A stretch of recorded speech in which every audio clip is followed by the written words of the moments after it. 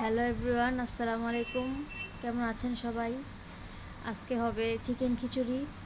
Chicken খিচুড়ির জন্য পেঁয়াজ দিয়ে দিলাম, তারপরে চিকেনটা দিয়ে ভাজা ভাজা করব। চিকেনটা ভাজা হলে তারপরে এক এক করে সবগুলো মশলা দিয়ে দিব। মশলা দেওয়া হয়ে গেলে এটাকে তারপরে আরেকটু পেঁয়াজ দিয়ে দিলাম, তারপর হলুদ, মরিচের গুঁড়া এগুলো দিয়ে আরেকটু ভাজবো।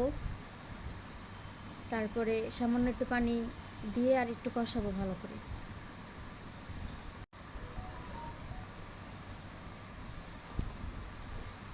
তারপরে আলু দিয়ে একটু ভাজা ভাজা একটু কষায় ভালো করে, তারপরে পোলার চাল ডাল এগুলো দিয়ে আর একটু ভাজা ভাজা করে পানি দিয়ে দিব। তারপর কিছু টমেটো দিয়ে দিলাম স্বাদ অনুযায়ী, স্বাদটা একটু ঠিক ব্যালেন্স ঠিক রাখার জন্য।